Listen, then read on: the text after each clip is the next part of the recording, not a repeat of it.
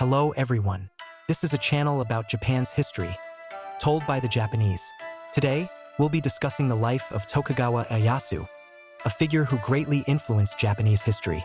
From the Warring States period to the dawn of the Edo period, Ieyasu lived a tumultuous life. We'll introduce his remarkable life story along with the flow of the era. Chapter 1. A turbulent childhood from hostage to young daimyo. In 1542, at Okazaki Castle in Mikawa Province, Takechiyo, later known as Tokugawa Ieyasu, was born as the eldest son of Matsudaira Hirotada. However, his life was destined to be full of upheaval from the very beginning. At just 6 years old, Takechiyo was sent as a hostage to the Imagawa clan in Suinpu. But on the way, an unexpected turn of events occurred. He fell into the hands of Oda Hidanaga, father of Oda Nobunaga, of Owari Province, and spent 2 years in Atsuda. There's a legend that during this time, Takechiyo met young Oda Nobunaga, but the truth remains uncertain.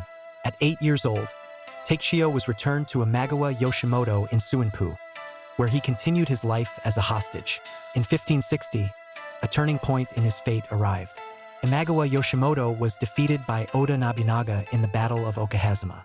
Takechiyo, now 18, seized this opportunity to return to Okazaki Castle and inherited the family headship as Matsudaira Motoyasu. 2 years later, in 1562, Motoyasu formed the Kyosu alliance with Oda Nobunaga. This allowed him to gain independence from the Imagawa clan and gradually expand his influence. In 1566, he changed his family name to Tokugawa. Thus, Tokugawa Ieyasu was born. The young Ieyasu steadily solidified his foundation. He suppressed the Mikawa Ikoiki and extended his power into Tatami Province. In 1570, he fought alongside Oda Nobunaga in the Battle of Inegawa against the allied forces of Ase and Asakura, achieving victory. However, in 1573, Ieyasu would suffer the greatest defeat of his life, the Battle of Mikitagahara against Takeda Shingen. Despite this crushing defeat, the experience would hone his future strategic vision. At 31 years old, Ieyasu was becoming known as a young daimyo navigating the world of the Warring States period. Chapter 2. The path to unification: relationships with Oda Nobunaga and Toyotomi Hideyoshi. In 1575, the Battle of Nagashino took place. Ieyasu, alongside Oda Nobunaga, defeated Takeda Katsuyori's army. By this time, Takeda Shingen had already died of illness. Ieyasu's reputation grew further after this battle, where he effectively used firearms to repel the Takeda forces. However, in 1582, history took a sudden turn with the Hanoji incident. Oda Nobunaga was assassinated by Akechi Mitsuhide, a shocking event. At this time, Ieyasu was staying in Kyoto and narrowly escaped with his life. Ieyasu used his quick wit to escape through Iga and Ise provinces back to Mikawa. This event, known as Shinkin Iga Go, the Lord's escape through Iga, would later be recounted as an episode demonstrating Ieyasu's resourcefulness. After the Hanoji incident, Toyotomi Hideyoshi emerged as the new hegemon. In 1584, Ieyasu confronted Hideyoshi in the Battle of Kamaki and Nagakut. While this battle ended inconclusively, it enhanced Ieyasu's reputation as a great commander. However, Ieyasu made a pragmatic decision to submit to Hideyoshi in 1586. He welcomed Hideyoshi's sister, Asahi Hime, as his formal wife, and the two men became sworn brothers. In 1590, after defeating the Hojo clan, Hideyoshi gave Ieyasu an unexpected reward. He confiscated Ieyasu's existing territories and ordered him to move to the Kanto region, formerly held by the Hojo. While this seemed like disfavor at first, it ultimately resulted in Ieyasu gaining control of the vast Kanto plain.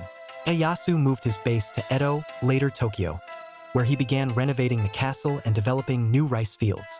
These experiences would later form the foundation of the Edo shogunate. In 1598, Toyotomi Hideyoshi died. He named Ieyasu as one of the 5 elders and entrusted him with the guardianship of his young heir, Hideyori.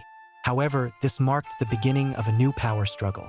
Ieyasu came into conflict with Toyotomi loyalists, led by Ishida Mitsunari.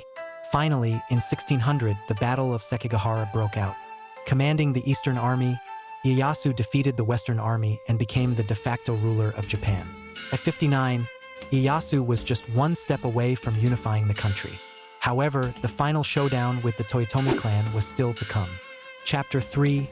establishment of the Edo shogunate, and later years as the retired shogun. In 1603, Ieyasu was appointed Seiyai Taishogun by the imperial court.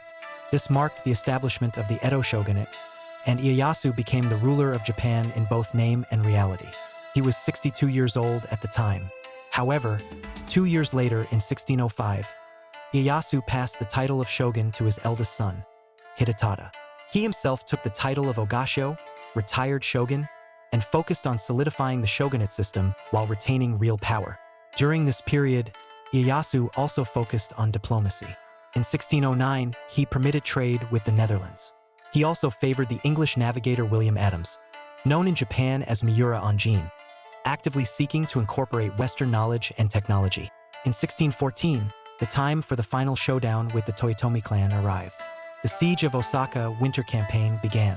Ieyasu led a large army of 200,000 to surround Osaka Castle, but due to the fierce resistance of warriors like Sanada Yukimura, he was forced to conclude a temporary peace. However, in 1615, war broke out again in the Siege of Osaka summer campaign. In this battle, Ieyasu completely defeated the Toyotomi forces, leading to the fall of the Toyotomi clan. This completed the unification of Japan. It's worth noting that even in the summer campaign of Osaka, Ieyasu was troubled by Sanada Yukimura, who at one point managed to penetrate Ieyasu's main camp, putting him in a dire situation. After the siege of Osaka, Ieyasu focused on establishing the feudal system. The Tokugawa shogunate issued the Byukushohado and Kyujushohado to control the daimyo and court nobles. He also issued the Ikikuichijōrei to limit the military power of the daimyo. Thus, the foundation for the Tokugawa shogunate's nationwide rule was laid. In 1616, Ieyasu passed away at Suinpu Castle at the age of 75. As per his will, his body was buried at Mt. Kuno, and later enshrined at Nikko Tashogu. After his death, Ieyasu was deified as Tasho Daigongen and worshipped throughout the Edo period. The feudal system he established would continue for about 260 years. Ieyasu's life was a grand narrative of surviving a war-torn era and building a new age. The hardships of his hostage years, the victories and defeats in numerous battles, and finally the unification of the country and establishment of the shogunate. His tumultuous life continues to have a significant impact on Japanese history. Summary: from his birth in 1542 to his death in 1616, Ieyasu lived through turbulent times.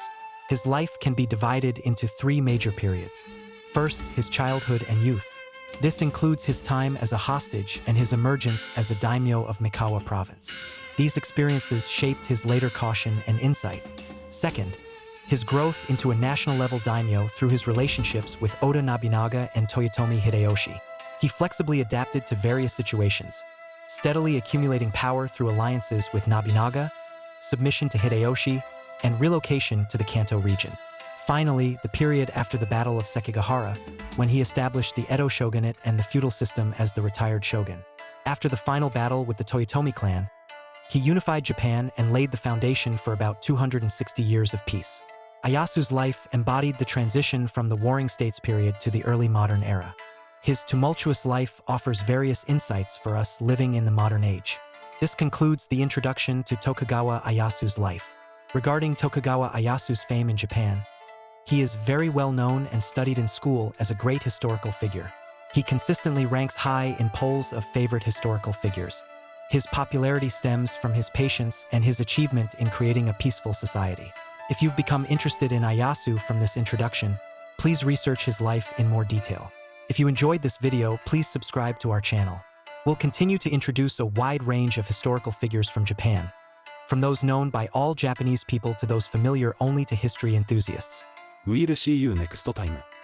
Thank you for watching.